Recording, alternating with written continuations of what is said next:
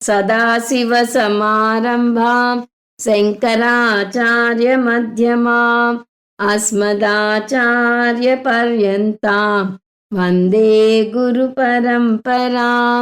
हरिः ओं श्रीगुरुभ्यो नमः। हरिः ओं श्रुतिस्मृतिपुराणानाम् आलयं करुणालयं నమామి భగవత్పాదం శంకరం లోకశంకరం. మనం నైష్కర్మ్య సిద్ధి 10వ క్లాస్లో ఉన్నాము. అంత ముందు క్లాస్లో 29వ శ్లోకం యొక్క గద్యం కొంచెం చూసాము. ఇప్పుడు ఆ 29వ శ్లోకం ముందున్న గద్యాన్ని సగభాగం చూద్దాము. ఏవం తావత్ ముక్తే క్రియాభిసిద్ధత్వాతితి నిరస్తోయం పక్షః అథాధునా సర్వకర్మ ప్రవృత్తి హేతు నిరూపణేన యథావస్థిత ఆత్మవస్తు విషయ కేవల జ్ఞానమాత్రాదేవ సకల సంసారానర్థ నివృత్తి ఇతీమం పక్షం దృఢయితు కామ ఆహ. ఇహ చేదం పరీక్ష్యతే కిం యథా ప్రతిషిద్ధేషు చ కర్మసు స్వాభావిక శ్వాసయోత్థ నిమిత్తవసాదేవ. ఇదం హితమిదం అహితమితి విశేషాన్ పరికల్ప్య మృగతృష్ణికోదక పిపాసురివ లౌకిక ప్రమాణ ప్రసిద్ధాన్యేవ సాధనాన్యుపాదాయ హితప్రాప్తయే అహిత నిరాసాయ చ స్వయమేవ ప్రవర్తతే చ. తథైవా దృష్టార్థేషు కామ్యేషు నిత్యేషు చ కర్మసు కిం వా అన్యదేవ తత్ర ప్రవృత్తి నివృత్తి నిమిత్తమితి. నైష్కర్మ్య సిద్ధిలో సురేశ్వరాచార్యుల వారు కర్మ వల్ల మోక్షం రాదు, కేవలం జ్ఞానం వల్లనే వస్తుంది అని నిరూపించదలుచుకున్నారు. అది ముందు కొంత నిరూపించాక తన మాటని ఎస్టాబ్లిష్ చేయటానికి ఒక థీసిస్ లాగా సబ్మిట్ చేస్తున్నారు. దానికి 3 పూర్వపక్షుల వాదనలను తీసుకున్నారు. ప్రస్తుతం మనం మొదటి పూర్వపక్షి వాదన ఖండన చూస్తున్నాము. మొదటి పూర్వపక్షి వాదన వారు ఆత్మజ్ఞానం ఒప్పుకుంటారు, కానీ ఆత్మజ్ఞానం దాకా రానవసరం లేదు, కర్మ చేస్తేనే చాలు మోక్షం వచ్చేస్తుంది అని అంటారు. ఆ వాదనని 23 నుంచి 53 వరకు ఖండించుకు వస్తున్నారు సురేశ్వరాచార్యుల వారు. ఇక్కడ 2 పనులు ఉన్నాయి సురేశ్వరాచార్యుల వారికి. ఒకటి, మోక్షం అంటే అజ్ఞాన నివృత్తి అని నిరూపించాలి. రెండవది, కర్మ అజ్ఞాన నివృత్తి చేయలేదు అనేది చూపించాలి. అప్పుడే జ్ఞానం వల్లనే మోక్షం పొందుతారు అని చెప్పవచ్చు. అందువల్ల పూర్వమీమాంసకుల వాదనని అంతకుముందు ఒక అంశం ద్వారా ఖండించారు. అది కర్మ ఫలం 4గా వస్తుంది. ఆ 4 ఫలాలలో ఏ ఫలము మోక్షాన్ని ఇవ్వదు అని ఖండించారు. మోక్షం ఆప్తి కాదు, అంటే ఒక చోటికి వెళ్ళనవసరం లేదు అని చెప్పారు. అది చాలా ముఖ్యమైన వాదన. ఎందువల్లనంటే కొన్ని దర్శనాల్లో మోక్షం అంటే మరణించాక ఏ స్వర్గలోకానికో కైలాసానికో వెళ్ళటం అని అనుకుంటారు. అది కాదని ఖండించారు. ఈ సందర్భంలో పూర్వపక్షులు నిత్య నైమిత్తిక కర్మలు చేసి తీరాలి, కానీ నిషిద్ధ కామ్య కర్మలు చేయనవసరం లేదు అని చెప్తే దాన్ని చూసి నవ్వుతున్నారు సురేశ్వరాచార్యుల వారు.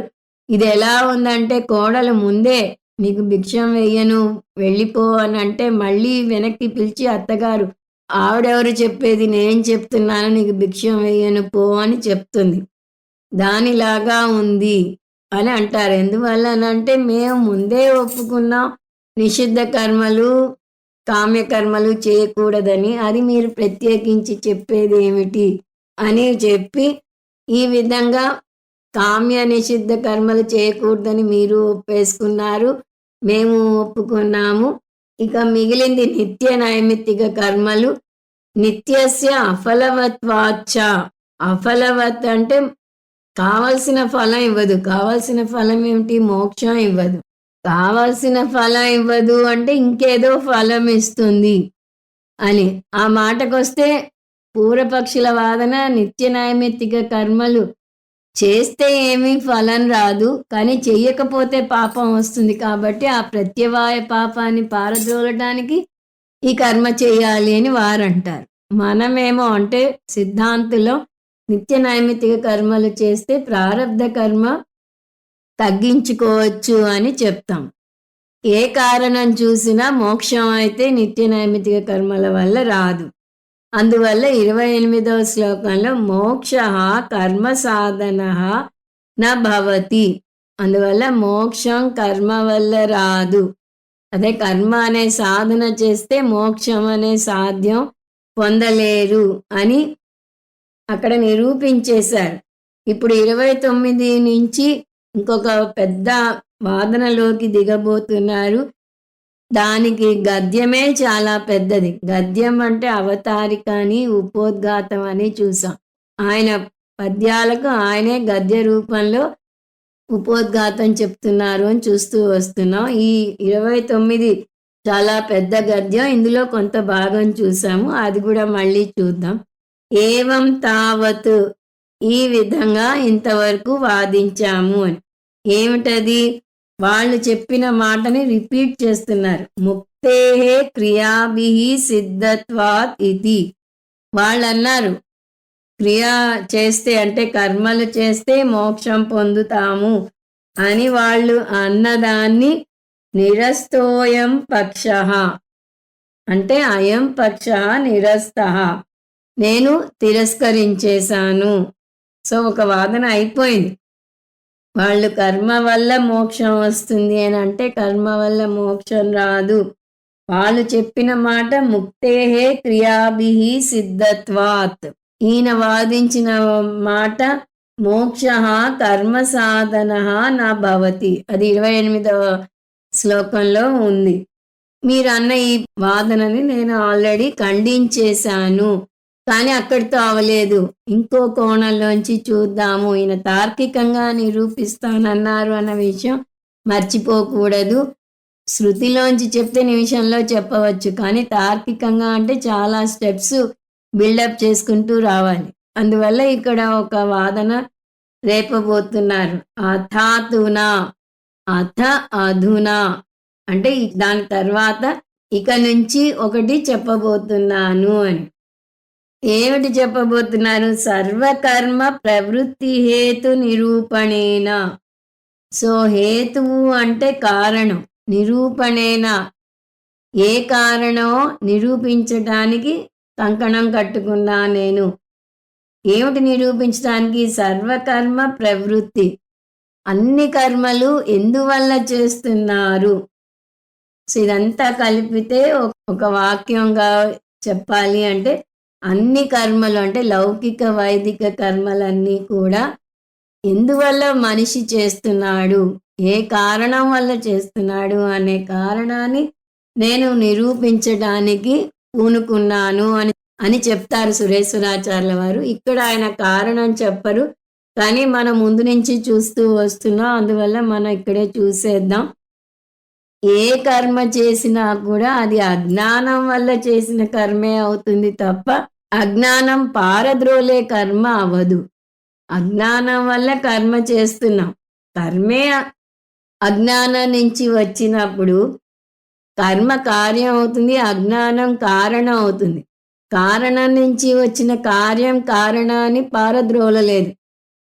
తల్లిదండ్రుల నుంచి వచ్చిన పిల్లలు తల్లిదండ్రుల అజ్ఞానాన్ని పారద్రోలలేరు. వారు వారి తల్లిదండ్రుల యొక్క కార్యం. ఆ విధంగా అజ్ఞానం నుంచి వచ్చిన కర్మ అజ్ఞానాన్ని ఇంకొంచెం ఎక్కువ చేస్తుంది తప్పితే పారద్రోలే ప్రసక్తే లేదు.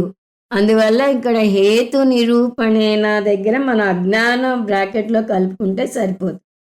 అజ్ఞాన హేతు నిరూపణేన మీరు చేసే అన్ని కర్మలు కూడా అజ్ఞానం బేస్డ్ కర్మలు అని నిరూపించబోతున్నాను అని ఇక్కడ చెప్తున్నారు.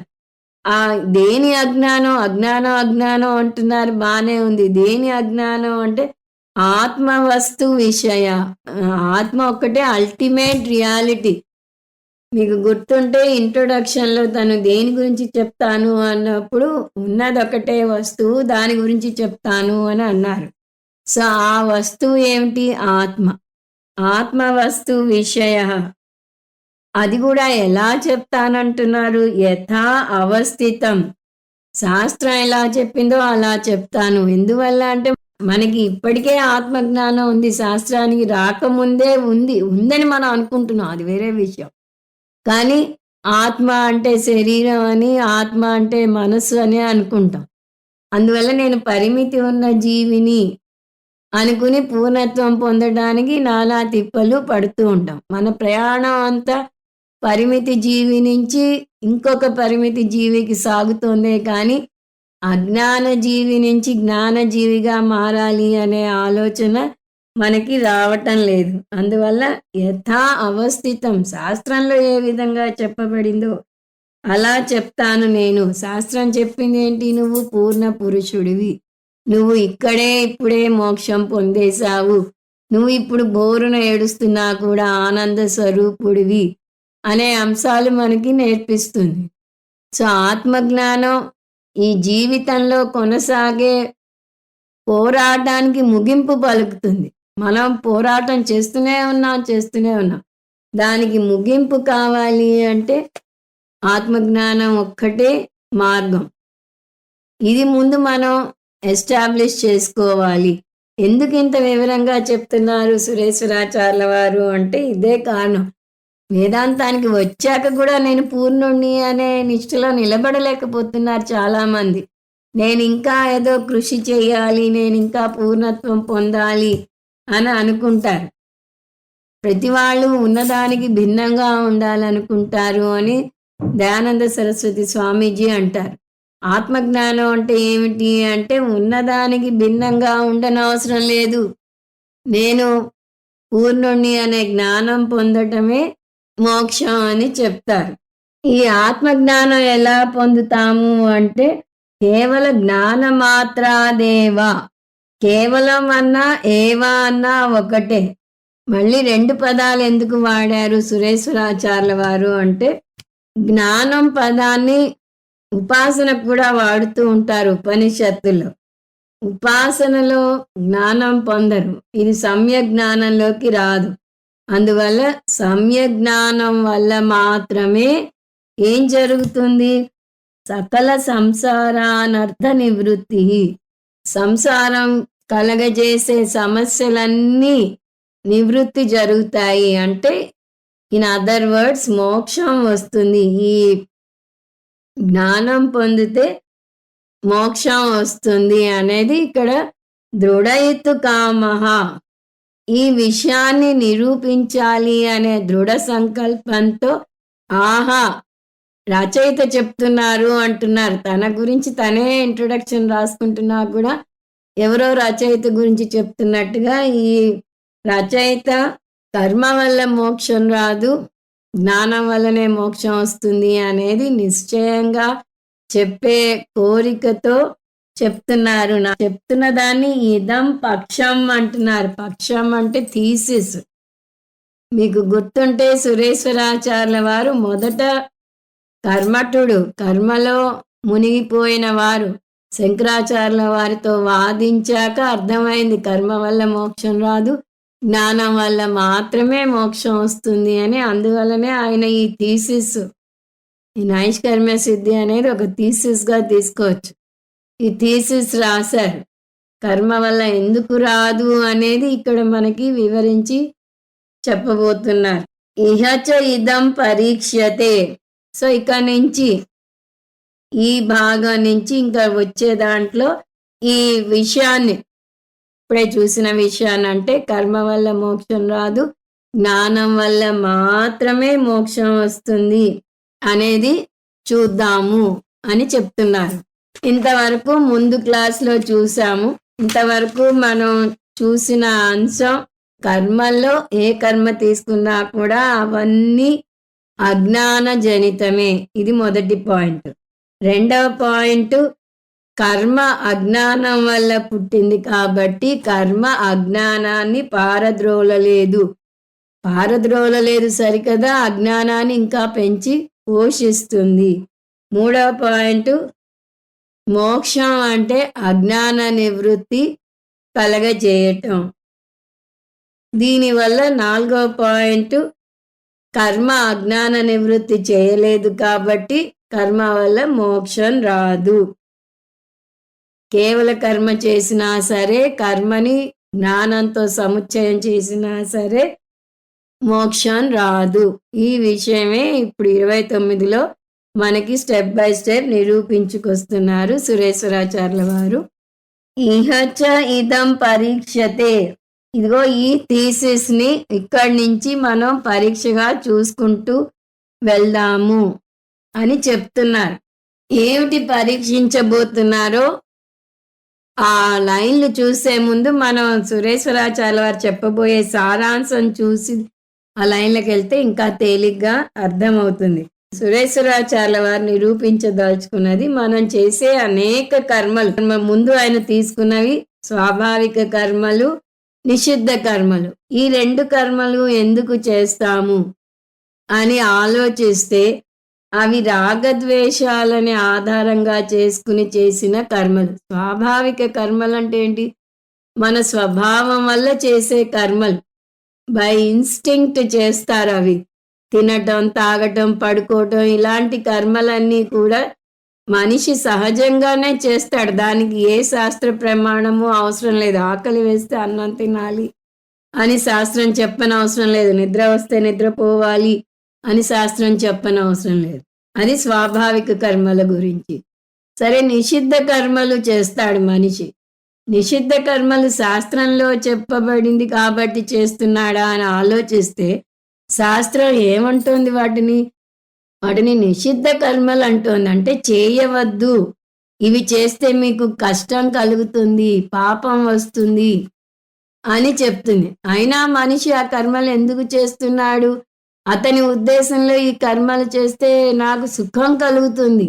శాస్త్రము, సైన్సు చెప్పేది ఉదాహరణకి సిగరెట్ తాగితే నీకు ఆరోగ్యం దెబ్బతింటుంది, లంగ్స్ పాడవుతాయి అని చెప్తాయి. అలాగే మద్యపానం సేవిస్తే లివర్ పాడవుతుంది అని సైన్స్ కూడా చెప్తుంది. అయినా మనుషులు ఇవి రెండు ఎందుకు చేస్తున్నారు అంటే వారికి ఈ కర్మలు చేస్తే నాకు సుఖం వస్తుంది అని అనుకోవటం వల్ల చేస్తున్నారు. అంటే ఇప్పుడు ఏది వీరిని ప్రేరేపిస్తోంది? శాస్త్రం వద్దన్నా చేస్తున్నారు అంటే మీరు ఈ కర్మలు ఎందుకు చేస్తున్నారు? వారిలో ఉన్న రాగ ద్వేషాలు వాటికి కారణం. ఒక వస్తువు మీద రాగం ఏర్పడి ఇది నాకు మంచిది అని అనుకుంటారు. ఒక వస్తువు మీద ద్వేషం ఏర్పడి ఇది నాకు మంచిది కాదు అని వాళ్ళు నిశ్చయం చేసుకుంటారు. ఇక్కడ శాస్త్ర చోదనం అంటాం. అంటే శాస్త్రం విధించిన కర్మ కాదు ఇది. ఇంజంక్షన్ అంటారు ఇంగ్లీష్లో. విధి నిషేధాలు అంటాము తెలుగులో. సో శాస్త్రం నిషేధించిన కర్మ చేస్తున్నారు, శాస్త్రం విధించిన కర్మ కాదు. ఇది ఎందువల్ల అంటే మిథ్యాజ్ఞానం వల్ల అంటారు సురేశ్వరాచార్య వారు. మిథ్యాజ్ఞానం అంటే పొరపాటు. అజ్ఞానం వల్ల పొరపాటు చేస్తాం. ఇది నా శాస్త్రం తెలియకపోవటం వల్ల ఏమవుతోంది? ఈ కర్మ మంచిది కాదు అని శాస్త్రం చెప్పిన విషయం తెలియదు కాబట్టి ఇది నాకు మంచిది, నాకు మేలు చేస్తుంది అనుకుని చేస్తాము. సో నిషిద్ధ కర్మలు చేస్తున్నారంటేనే శాస్త్రం వల్ల చేయటం లేదు అనేది చెప్పకనే చెప్పినట్టు అవుతుంది. అయినా సురేశ్వరాచార్యుల వారు పూర్వమీమాంసకులను అడుగుతారు, మీరు చెప్పండి స్వాభావిక కర్మలు, నిషిద్ధ కర్మలు ఎందువల్ల చేస్తున్నాడు మనిషి? శాస్త్రం చెప్పటం వల్లనా అని అడిగితే శాస్త్రం నిషేధించిన కర్మలని శాస్త్రం చెప్పింది అని ఎలా చెప్తాం? అందువల్ల అతను శాస్త్రం నిషేధించిన కర్మలు చేస్తున్నాడు అంటేనే తన రాగద్వేషాల వల్ల చేస్తున్నట్టు అర్థం. నేను కూడా ఒప్పుకుంటాను ఈ విషయం అని అతను అంటాడు. ఇంతవరకు నిషేధ కర్మల గురించిన విషయం. అంతవరకు ఈ గద్యంలో భాగం చూద్దాము. కాకపోతే ఇక్కడ నిషేధ కర్మలు లేదా నిషిద్ధ కర్మలను ప్రతిషిద్ధ కర్మలు అంటున్నారు సురేశ్వరాచార్యుల వారు. ఆ విషయాన్ని గుర్తుపెట్టుకుని గద్యంలోకి వెళ్దాం. ఈ లైన్ మళ్ళీ చూద్దాం. ఇహ చేదం పరీక్షతే, ఇహచ ఇదం పరీక్షతే. ఇక నుంచి ఈ విషయాన్ని మనం కూలంకషంగా విచారణ చేద్దాము. ఏమని? కిం యథా ప్రతిషిద్ధేషు, ప్రతిషిద్ధేషు అంటే ప్రతిషిద్ధ కర్మలు, శాస్త్రం నిషేధించిన కర్మలు. యాదృచ్ఛికేషు మనం మంత్రంలో చదవలేదు కానీ అది కలుపుకోవచ్చు. అంటే యాదృచ్ఛికంగా చేసే కర్మలు అంటే స్వభావపూర్వకంగా చేసే కర్మలు. లేవటం, తినటం, తాగటం, పడుకోవటం ఇలాంటివన్నీ స్వభావపరంగా చేసే కర్మలు. చ కర్మసు ఈ రెండు కర్మలు అంటే శాస్త్రం నిషేధించిన కర్మలు, స్వాభావిక కర్మలు. అవి ఇక్కడ మళ్ళీ చెప్తున్నారు. స్వాభావిక శాస్త్రయోత్త నిమిత్తవసాదేవ. స్వాభావిక కర్మలు అంటే ఇన్స్టింక్టివ్ కర్మలు అంటారు ఇంగ్లీష్లో. ఆకలి వేస్తే తినాలి అని చిన్నపిల్లవాడికి కూడా తెలుసు. పశువులు కూడా ఎండగా ఉంటే వాటంతట అవే వెళ్ళి ఓ చెట్టు నీడను కూర్చుంటాయి. ఇవి స్వాభావిక కర్మలు. శ్వాసయోత్త, స్వ ప్లస్ ఆశయ ప్లస్ ఉత్తహ అంటే మనసు, ఒకరి మనసులో ఉదయించిన కోరికలు.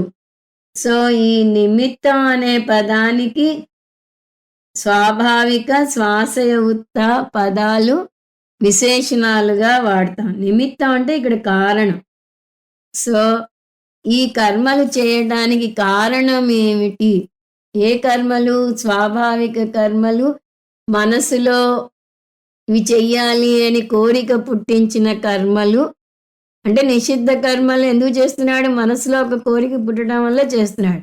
కాబట్టి ఈ రెండు కర్మలకి నిమిత్తం కారణం ఏమిటి? ఆ కారణం మనం ముందే చెప్పేస్తున్నాం, రాగద్వేషాలు అని. కర్మ చేయాలనే కోరిక ఎందుకు పుడుతోంది? స్వాభావిక కర్మలు ఎందుకు చేస్తున్నాడు అని ప్రశ్న. దానికి జవాబు స్వాభావిక కర్మలు ఎందుకు చేస్తాడు అనేది అది పెద్ద సమస్య కాదు. ఇక్కడ మనం ముఖ్యంగా చూడాల్సింది ప్రతిషిద్ధ కర్మలు మాత్రమే. ప్రతిషిద్ధ కర్మలు ఎందుకు చేస్తాడు? రాగద్వేషాల వల్ల చేస్తాడు. రాగద్వేషాలకు లోనైనప్పుడు అతని ఆలోచన తీరు ఎలా ఉంటుంది? సిగరెట్ మీద రాగం వచ్చినప్పుడు ఇదం హితం, ఇది నాకు హితం చేకూరుస్తుంది. ఆ పొగని రింగు రింగులుగా వదులుతూ ఉంటే ఆనందం కలుగుతుంది అని అనుకుంటాడు అతను. ఆ ఆనందం అతనికి ఎలాంటి ఆనందం అంటే, దాహంతో తప్పించిపోతున్న వ్యక్తి ఎండమావులను చూసి అక్కడ నిజంగా నీరు ఉందనుకుని ఆనందపడతాడు, దాని దగ్గరికి పరిగెడతాడు. అలాగే ఈ సిగరెట్ అనేది తాగాలి అని అనిపించిన వ్యక్తికి అందులో ఆనందం ఉంది అని పొరపాటు కలిగి దానివైపు పరుగులు తీస్తాడు. ఆ పదాన్ని ఇక్కడ ఎండమావులకి మృగతృష్ణికోదక పిపాసురివ, పిపాసుహు ఇవ, ఇతనిలాగా. ఎవరిలాగా? ఉదక పిపాసు అంటే దాహం వేస్తున్న వ్యక్తిలాగా. ఆ దాహం వేస్తున్న వ్యక్తి ఏమనుకుంటాడు? మృగతృష్ణికోదక, మృగతృష్ణలో ఉండే నీరు తాగితే నాకు దాహం తీరుతుంది అని అనుకుంటాడు. దగ్గరికి వెళ్తే గానీ అది ఎండమావులు అనే విషయం అతనికి తెలియదు. ఇక్కడ ఇంకా దారుణం, ఆ పొగ తాగుతూనే ఉన్న ఆరోగ్యం దెబ్బతింటున్నా కూడా మానరు. కనీసం ఇక్కడ మృగతృష్ణ దగ్గరికి వెళ్ళినప్పుడు అతను ఆపుతాడు. అతను దానిలో నీళ్లు లేవు అని గ్రహించి నిరాశ పడతాడు కానీ ఏమీ చేయలేడు. కానీ ఇతను పరుగులు తీస్తున్నాడు. ఇది నాకు హితం అని పరుగులు తీస్తున్నాడు. లేని మంచిని దానిలో చూస్తున్నాడు. ఇదం అహితం, రాగద్వేషాలను చూస్తాను. రాగం వల్ల ఇది నాకు హితం అని అనుకుంటాడు. ఇదం అహితం. ఇది నాకు మంచిది కాదు అని కొన్నింటిని కొట్టివేస్తాడు. ఇతి. ఇతి అనేది ఇతని ఆలోచన అని సూచిస్తుంది. ఇదంతా శృతి ప్రమాణం కాబట్టి రచనగా మనకి ఇన్వర్టెడ్ కామాస్ వాటితో ఉండదు. ఆ సంభాషణ ఇక్కడ ముగిసింది అని చూపించటానికి ఇతి అని వస్తుంది. సో అతని ఆలోచన, ఎవరి ఆలోచన? నిషిద్ధ కర్మలు చేసే వ్యక్తి ఆలోచనలు ఈ విధంగా ఉంటాయి. ఇదం హితం, ఇదం అహితం, ఇతి. ఇది నాకు మంచిది, ఇది నాకు మంచిది కాదు అని అతను ఆలోచించటం వల్ల ఏం చేస్తాడు? విశేషాన్ పరికల్ప్య. విశేషాన్ అంటే సుఖ దుఃఖాలను, పరికల్ప్య అంటే ఆరోపిస్తున్నాడు. తను చేసే పనుల వల్ల తనకి సుఖం కలుగుతుంది, ఈ పని వల్ల దుఃఖం కలుగుతుంది అని అతనే ఊహించుకుని అతనే ఆ లక్షణాలను వాటి మీద ఆరోపించుకుంటున్నాడు.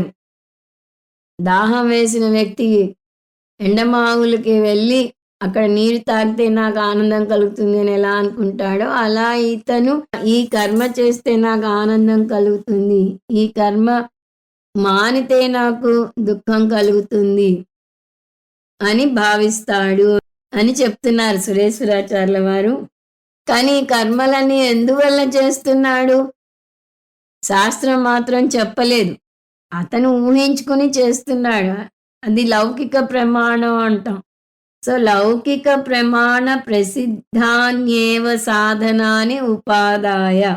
ఉపాదాయ అంటే పాటిస్తున్నాడు. ఏమిటి పాటిస్తున్నాడు? కొన్ని సాధనలు పాటిస్తున్నాడు. తనకి ఆనందం పొందటానికి, తను దుఃఖం పారద్రోలటానికి కొన్ని కర్మలను చేస్తున్నాడు. ఆ కర్మలు దేని ఆధారంగా చేసుకుని చేస్తున్నాడు? లౌకిక ప్రమాణ ప్రసిద్ధ్యానేవ. లౌకిక ప్రమాణంలో కొన్ని ప్రమాణాలు తీసుకుని వాటి వల్ల నాకు ఆనందం కలుగుతుంది అని అనుకుని అవి చేస్తున్నాడు. అంటే సిగరెట్ కాలుస్తే నాకు ఆనందం కలుగుతుంది, మద్యం సేవిస్తే ఆనందం కలుగుతుంది అని అనుకుని ఆ పనులు చేస్తున్నాడు. ఆ ఆనందం కలుగుతుంది అని చెప్పింది శాస్త్రం కాదు, లౌకిక ప్రమాణం అనేది అర్థం చేసుకోవాలి. ఇది శాస్త్రం చెప్పలేదు అనేది ముందు నిరూపిస్తే దీన్ని ఆధారంగా చేసుకుని ఇంకా 2-3 వాదనలు చేయబోతున్నారు. అందువల్ల ముందు ఇది అర్థం చేసుకోవాలి. నిషిద్ధ కర్మ లౌకిక ప్రమాణం వల్ల చేస్తున్నాడు తప్పితే శాస్త్ర ప్రమాణం వల్ల కాదు. ఎందుకు చేస్తున్నాడు? ఇందాక చెప్పాం, ఇది హితం, ఇది అహితం అనుకుంటాడు అని. అదే ఇక్కడ మళ్ళీ చెప్తున్నారు, హిత ప్రాప్తయే. హితం పొందటానికి, భవిష్యత్తులో సుఖం పొందటానికి. ఒకటే కాదు, వేరే ఏమన్నా కూడా చెప్పచ్చు. డబ్బు సంపాదిస్తే బోలెడు డబ్బు పోగేసుకుంటే నేను భవిష్యత్తులో సుఖంగా ఉంటాను అనే కోరిక వల్ల చేస్తున్నాడు. సో హిత ప్రాప్తయే, సుఖం పొందడానికి. సుఖం పొందడానికి పని చేస్తున్నాడంటే ఇట్ గోస్ వితౌట్ సేయింగ్. దుఃఖ నివారణ కోసం కూడా తాపత్రయపడతాడు. అది ఈ లైన్లో వస్తుంది. అహిత నిరాశాయచ, దుఃఖ నివృత్తి కోసం. అంటే భవిష్యత్తులో సుఖంగా ఉండాలి, భవిష్యత్తులో అవస్థ పడకూడదు అనే తపనతో కొన్ని పనులు చేస్తున్నాడు. ఆ దుఃఖం ఉండకూడదు అంటే డబ్బు ఉంటే దుఃఖం ఉండదు అనుకుని డబ్బు వెంట పరుగులు తీస్తున్నాడు. ఆ విధంగా భవిష్యత్తులో సుఖం కోసం, భవిష్యత్తులో దుఃఖం లేకుండా ఉండటం కోసం, సరిగా చెప్పాలి, సుఖం పొందటానికి, దుఃఖం పారద్రోలటానికి ఈ పనులు చేస్తున్నాడు. కానీ అతను చేస్తున్న పనులు ఏమిటి? శాస్త్రంతో పోలిస్తే అక్షరాల శాస్త్రం చెప్పిన దానికి భిన్నంగా చేస్తుంది. శాస్త్రం ఏవైతే చేయొద్దందో వాటిని చేస్తున్నాడు. శాస్త్రం నీకు దుఃఖహేతువు అనేది అతనికి సుఖహేతువుగా కనిపిస్తోంది, శాస్త్రం నీకు సుఖహేతువు అనేది అతనికి దుఃఖహేతువుగా కనిపిస్తోంది. అందువల్ల అతను ఏం చేస్తున్నాడు? స్వయమేవ ప్రవర్తతే, తన సొంత ఆలోచన ప్రకారం ముందుకు సాగుతున్నాడు. ఇది శాస్త్రం చెప్పినది కాదు. స్వయమేవ, స్వయాపరాధం అంటారు, సొంతంగా కోరి తెచ్చుకున్న కష్టాలు కొన్ని. సో ఇంతవరకు అంటే స్వయమేవ ప్రవర్తతే చ వరకు నిషిద్ధ కర్మల గురించి సురేశ్వరాచార్యుల వారు చెప్పారు. దీన్ని పూర్వపక్షి కూడా ఒప్పుకుంటారు. ఇది మిథ్యా జ్ఞానం వల్ల కలిగిన ప్రవృత్తి లేదా నివృత్తి అని. ఇంతవరకు చెప్పిన దాన్ని మళ్ళీ ఒకసారి చూద్దాం. ఎందుకంటే ఇది అర్థమైతే కానీ తక్కిన స్టెప్స్ అర్థం కావు. నిషిద్ధ కర్మలు చేసే వ్యక్తి తన రాగద్వేషాలను బట్టి ఇది నాకు సుఖం ఇస్తుంది, ఇది నాకు దుఃఖం ఇస్తుంది అనుకుంటాడు. ఈ కర్మలకు ప్రమాణం శాస్త్ర ప్రమాణం కాదు, లౌకిక ప్రమాణం మాత్రమే. ఈ ప్రమాణం ద్వారా తనకు మంచి అనుకున్నది చేస్తాడు, చెడు అనుకున్నది చేయడు. నిషిద్ధ కర్మ అయినా సరే అది మంచి అనిపిస్తే చేస్తాడు. ఇది ఎండమావుల వెంట పరుగు తీసిన వ్యక్తి పరిస్థితిలాగా ఉంటుంది అని సురేశ్వరాచార్యుల వారు అన్నారు. దీని పూర్వపక్షి కూడా ఒప్పుకుంటాడు అని మనం అర్థం చేసుకోవాలి. ఇక్కడ వాదన లేదు కాబట్టి పూర్వపక్షి కూడా ఏమంటాడు, రాగద్వేషాల వల్లే ఈ కర్మ చేస్తున్నారు, రాగద్వేషాలు మిథ్యాజ్ఞానం వల్ల కలుగుతున్నాయి, ఈ మిథ్యాజ్ఞానం శాస్త్ర విధి నిషేధం గురించి తెలియకపోవటం వల్ల ఏర్పడిన పొరపాటు అని ఒప్పుకుంటారు. ఇది ఒప్పుకుంటే ఇప్పుడు రెండవ స్టెప్లోకి తీసుకెళ్తాను అంటున్నారు సురేశ్వరాచార్యుల వారు. దీని నుంచి ఒక కరాలరీ తీయబోతున్నారు. ముందు ఈ పాయింట్ అర్థం చేసుకోవాలి. నిషిద్ధ కర్మ అజ్ఞాన జనితం. అజ్ఞానం వల్ల పొరపాటు చేస్తాం. అజ్ఞానం లేకపోతే పొరపాటుగా ఆస్కారమే లేదు. సో అజ్ఞానం వల్ల పొరపాటు చేస్తున్నాం. అజ్ఞానం వల్ల చేస్తున్న పొరపాటు వల్ల అజ్ఞానాన్ని పారద్రోలలేం. మళ్ళీ చెప్తాను చూడండి వాక్యాన్ని. అజ్ఞానం వల్ల చేస్తున్న కర్మ వల్ల అజ్ఞానాన్ని పారద్రోలలేం. ఎందువల్ల అంటే అది పుట్టిందే అజ్ఞానం నుంచి. అజ్ఞానం నుంచి పుట్టిన కారణాన్ని పారద్రోలలేదు. అది అజ్ఞానాన్ని పారద్రోలదు సరికదా, ఇంకా దాన్ని పెంచి పోషిస్తుంది అని కూడా చూసాం. కాబట్టి నిషిద్ధ కర్మ వల్ల మోక్షం రాదు. స్టెప్ 1 ఎస్టాబ్లిష్ అయింది. దాన్ని నిస్సందేహంగా పూర్వపక్షి కూడా అంగీకరించారు. ఇప్పుడు స్టెప్ 2కి వెళ్ళబోతున్నారు సురేశ్వరాచార్యుల వారు. దాన్ని ఎక్స్ట్రాపోలేషన్ అంటారు. అంటే ఇప్పటికే తెలిసిన ఒక అంశాన్ని తీసుకుని దాని ఆధారంగా చేయబోయే వాదన. సింపుల్గా చెప్పాలి అంటే ఇన్ఫరెన్స్, డిడక్షను. ఒకటి ఇలా జరిగింది అంటే దీన్ని బట్టి ఇంకొకటి ఇలా జరుగుతుంది అని ఊహించి ఒక సిద్ధాంతాన్ని ఏర్పరచు. సో ఇక్కడ సురేశ్వరాచార్యుల వారు చేయబోయే ఎక్స్ట్రాపోలేషన్ ఏమిటి అంటే, ఇది కూడా ముందు విషయం మనం వివరంగా చూద్దాము. అదేమిటి, సరే నిషిద్ధ కర్మ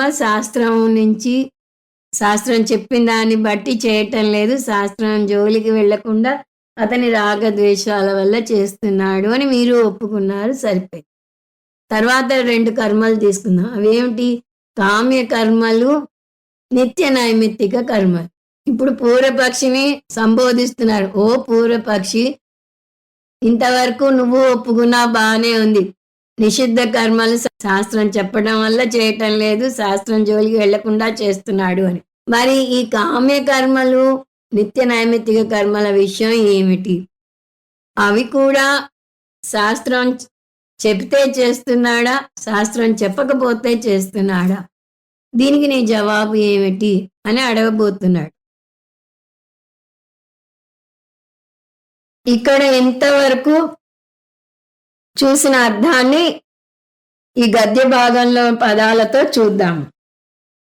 తథైవ అంటే తథా ఏవ, అదే విధంగా, అదృష్టార్థేషు కామ్యేషు, అదృష్ట ఫలం ఇచ్చే కామ్యకర్మలు.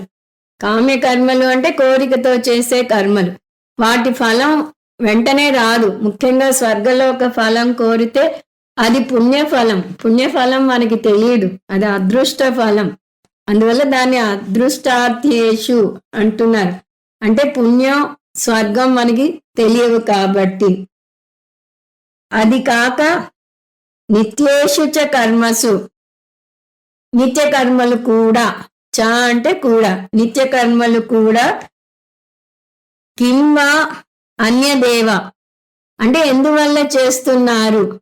అంతకుముందు మనం చూసిన స్వభావ కర్మలు, నిషిద్ధ కర్మలు వారంతట వారు చేస్తున్నారని ఒప్పుకున్నారు కదా మీరు.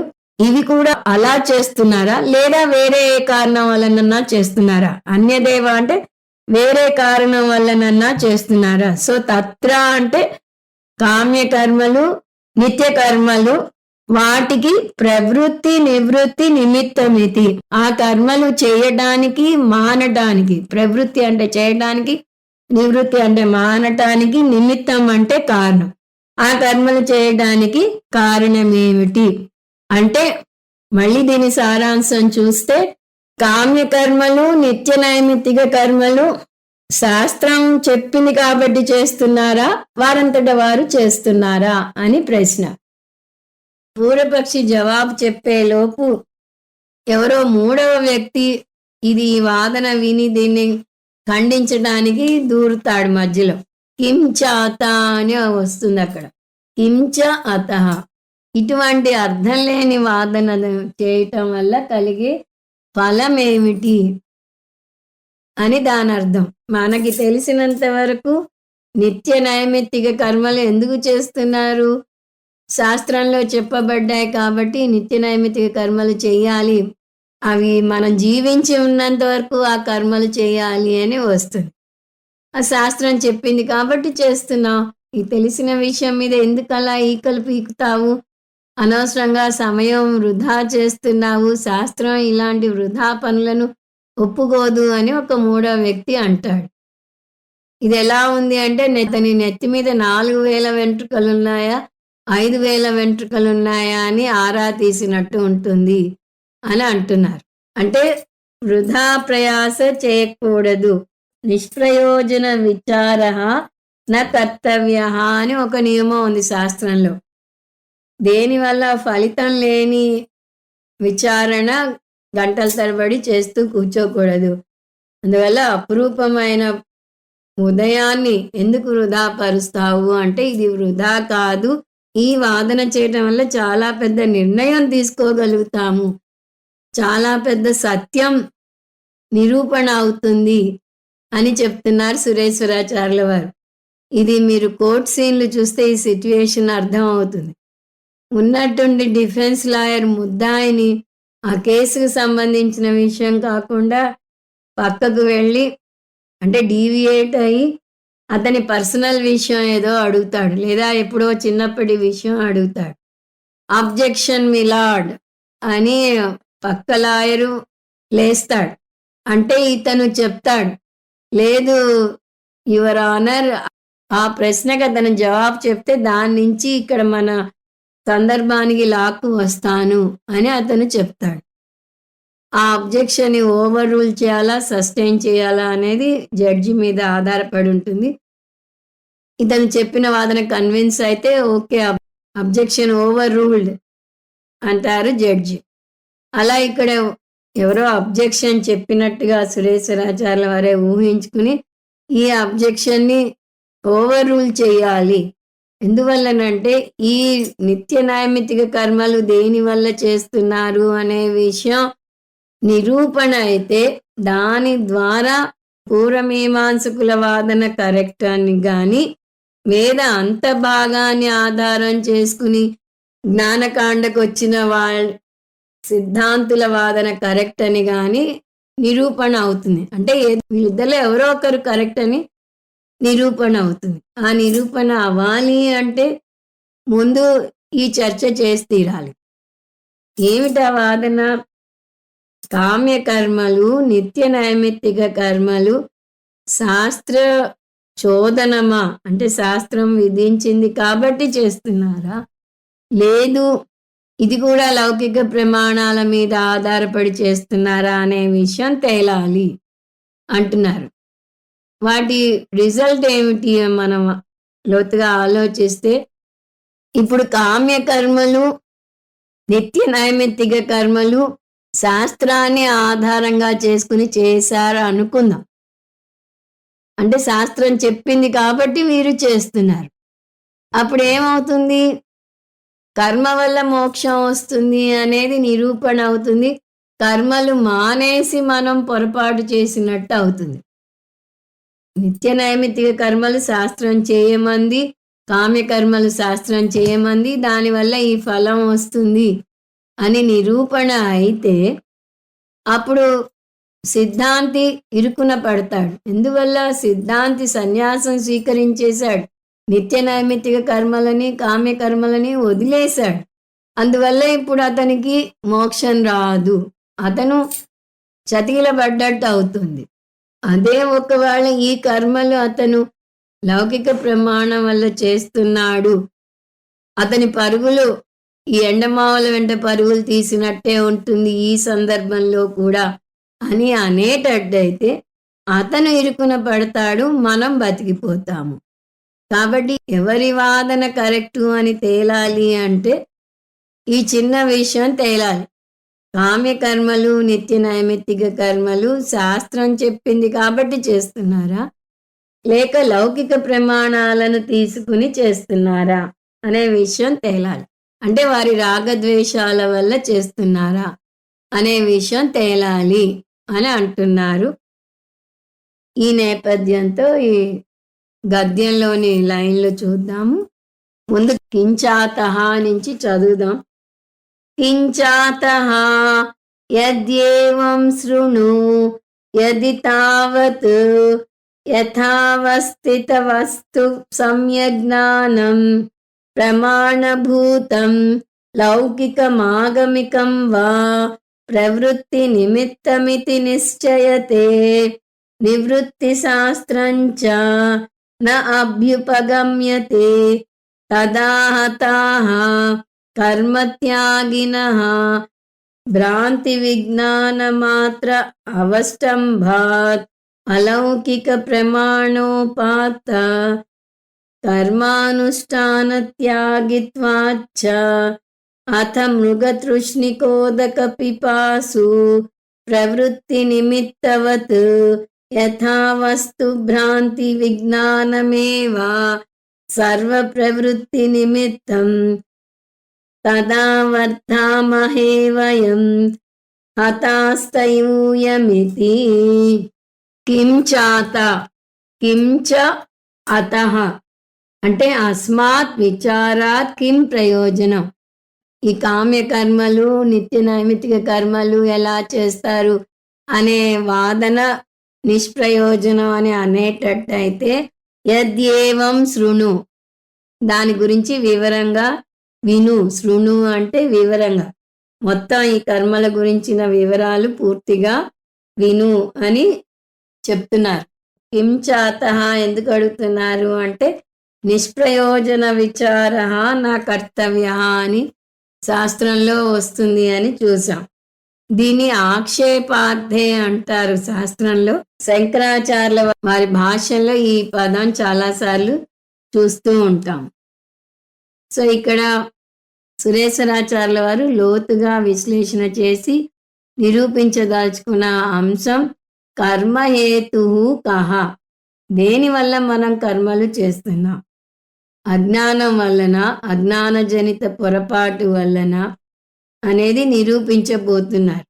ఎందువల్లనంటే కర్మలు అజ్ఞానజనితం, అజ్ఞానజనిత కర్మ అజ్ఞానాన్ని పారద్రోలలేదు అని నిరూపించాలి. ఇవి వైదిక కర్మల వల్ల కాదు, మిథ్యాజ్ఞానం వల్ల చేస్తున్న కర్మలు అని నిరూపించాలి.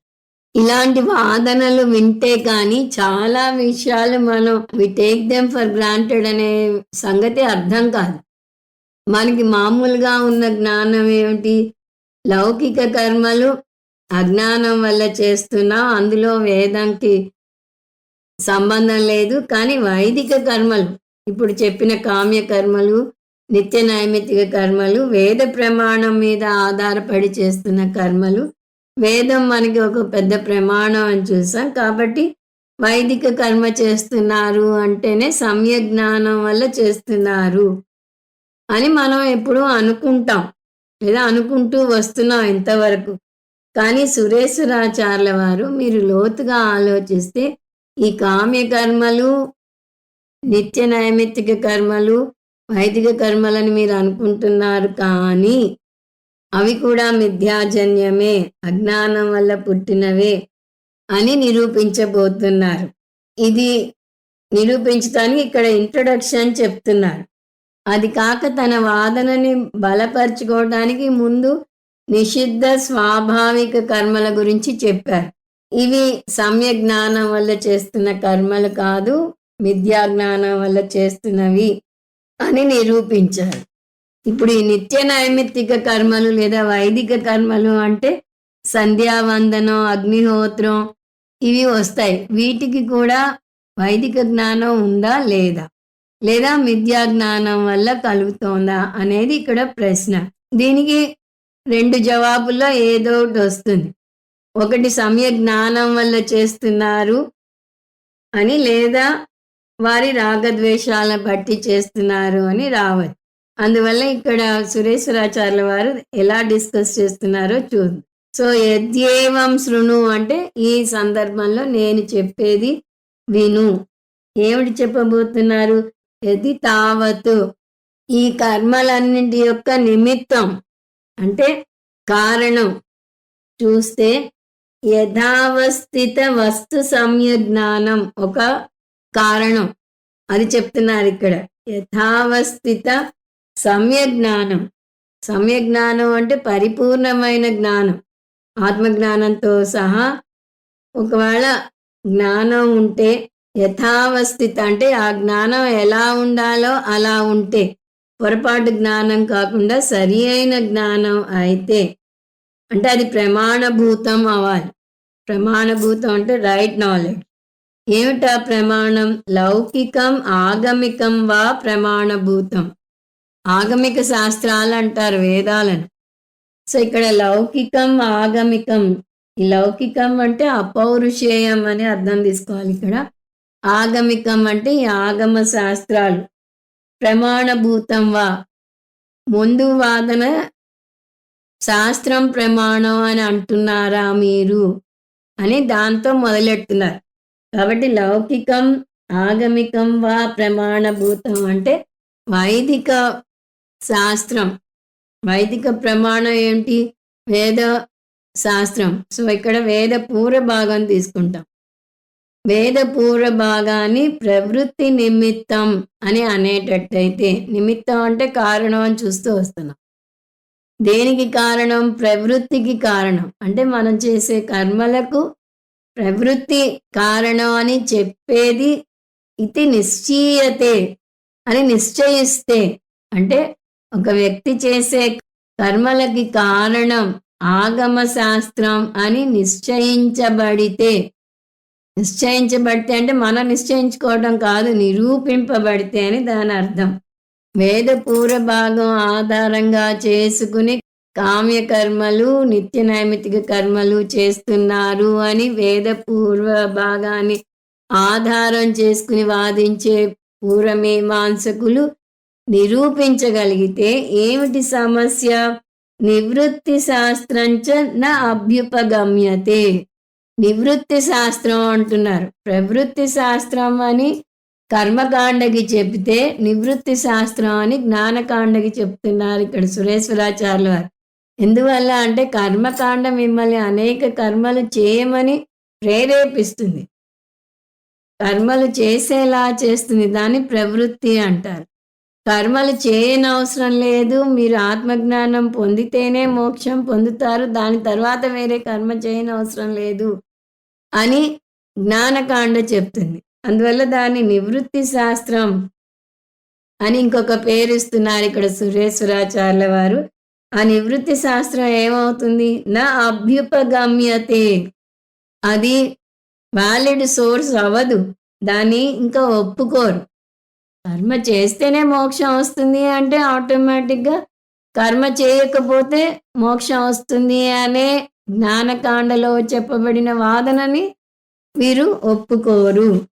ఇక్కడ ఇన్నాళ్ళు ఏం చేస్తున్నాం? మన జ్ఞానకాండకు వచ్చి కర్మ వల్ల మోక్షం రాదు, జ్ఞానం వల్లనే మోక్షం వస్తుంది అని చెప్పి కర్మలని వదిలేస్తున్నాం. అందువల్ల ఇప్పుడు మనం సమస్యలో పడతాము అనేది ఇక్కడ నిరూపించుకొస్తున్నారు. సో నా అభ్యుపగమ్యతే, ఇంకా అది సరిపోదు. ఏది సరిపోదు? నివృత్తి శాస్త్రంచ. ఈ పదాలు మళ్ళీ మళ్ళీ ఎందుకు చెప్తున్నానంటే ఇది చూడటానికి కొంచెం గందరగోళంగా ఉన్నట్టు అనిపించవచ్చేమో అని. సో, జ్ఞానకాండ ఇంకా అవసరం లేనట్టు అవుతుంది. తదా హతాః. అయిపోయింది వీరి జీవితం. ఈ కర్మకాండ కరెక్టు, జ్ఞానకాండ తప్పు అని నిరూపించబడితే, కర్మకాండను వదిలేసి జ్ఞానకాండకు వచ్చిన వారి పరిస్థితి చాలా దారుణంగా ఉంటుంది. తదా హతాః. మరణించినంత పని అవుతుంది అనంటే వాళ్ళు ఓడిపోయినట్టు అవుతుంది. అవస్థ పడతారు. ఎందువల్ల వీరు కర్మత్యాగినః. వీరు కర్మలని త్యజించేశారు. కర్మ అవసరం లేదు అని ఆ రోజులో లిటరల్‌గా సన్యాసం తీసుకునేవారు జ్ఞానకాండకు వచ్చినవారు. ఇప్పుడంటే కనీసం ఆంతర సన్యాసం చేస్తున్నాం మనం. అందువల్ల వారి పని అయిపోయినట్టే. వారేం చేస్తున్నారు? ఇన్నాళ్ళు ఒక భ్రాంతి జ్ఞానంలో ఉన్నారు అని నిరూపించబడుతుంది. ఏమిటది? భ్రాంతి విజ్ఞాన మాత్ర అవష్టంబాత్. మీరు విజ్ఞానం అనుకుంటున్నది భ్రాంతి అనేబడుతుంది. ఎందుకంటే జ్ఞానం, విజ్ఞానం మధ్య భేదం చూస్తే జ్ఞానం కర్మకాండ గురించిన జ్ఞానం అని, విజ్ఞానం జ్ఞానకాండలో చెప్పబడిన జ్ఞానం అని వస్తుంది ఉపనిషత్తుల్లో. కర్మకాండలో జ్ఞానాన్ని అపరావిద్య అని, జ్ఞానకాండలో జ్ఞానాన్ని పరావిద్య అని అంటారు. అపరావిద్య జ్ఞానం అయితే పరావిద్య విజ్ఞానం అవుతుంది. అంత శ్రేష్టమైన జ్ఞానం అని మనం ఇన్నాళ్ళు చెప్తూ వస్తున్నది ఏమవుతుంది? భ్రాంతి విజ్ఞానం ఏవ. భ్రాంతి విజ్ఞానం అయిపోతుంది. అవష్టంబాత్. అందులో మనం నెలకొని ఉన్నాం. అంటే ఇన్నాళ్ళు మనం ఫూలిష్‌గా ఇదే సరియైన జ్ఞానం అనే దాంట్లో నిలబడిపోయాము. అలౌకిక ప్రమాణోపాత కర్మానుష్ఠాన త్యాగిత్వాచ్చ. అంటే అలౌకిక ప్రమాణం అయిన వేద పూర్వ భాగంలో చెప్పబడిన కర్మ అనుష్ఠానం మనం త్యాగం చేశాము కాబట్టి అక్కడ చెప్పిన పదం మళ్ళీ ఇక్కడ తెచ్చుకుంటే తదా హతాః. మనం మరణించినట్టే. మన వాదన వీగిపోతుంది. మనం నష్టపోతాము అని ఇంతవరకు చెప్పిన విషయం సిద్ధాంతుల గురించి. సిద్ధాంతుల వాదన ఏమిటి? కర్మని త్యజించాలి, సన్యాసం స్వీకరించాలి, ఆత్మజ్ఞానం మాత్రమే పొందాలి అని. కానీ ఇక్కడ ఒకవేళ కామ్యకర్మలు, నిషిద్ధ కర్మలు శాస్త్రం చెప్పిన ప్రమాణం మీద ఆధారపడి చేస్తున్నారు అని నిరూపించబడితే కర్మలను వదిలేయమనే మన శాస్త్రం ఎవరు స్వీకరించరు. మనం అవస్థ పడతాము. ఇప్పుడు రెండవ వైపు వాదన చెప్తున్నారు. అత మృగతృష్ణికోదక పిపాసు. మనం ఈ కనెక్షన్ తెచ్చుకోవాలి. అంత ముందే నిరూపించారు ఏమని? నిషిద్ధ కర్మలు రాగద్వేషాలను ఆధారంగా చేసుకుని చేస్తున్నారు. అది ఎలా ఉంది అంటే ఈ కర్మ వల్ల నాకు సుఖం కలుగుతుంది అనుకుని మృగతృష్ణ వెంట పడిన పిపాసులాగా వీటిలో సుఖం వెతుక్కుంటూ పరుగులు తీస్తున్నారు అని చెప్పారు. అదేవిధంగా ఇక్కడ కూడా ఈ మృగతృష్ణలో నీరు తాగొచ్చు అని ఎలాగైతే దాహం వేసిన వ్యక్తి వెళ్తాడో అలా ఇక్కడ కూడా కామ్యకర్మలు, నిత్య నైమిత్తిక కర్మలు చేస్తే నాకు పుణ్యం కలుగుతుంది, నాకు మోక్షం వస్తుంది అనే పొరపాటు భావనతో ఒకవేళ వెళ్ళేటట్టయితే, అంటే వారిది పొరపాటు అని నిరూపించబడితే ఏమవుతుంది? తదా వర్ధామహే వయం. మనం గెలుస్తాము. హతాః స్థ యూయమితి. మీరు ఓడిపోతారు. మేము గెలుస్తాము, మీరు ఓడిపోతారు అని చెప్తున్నారు. ఏమిటది?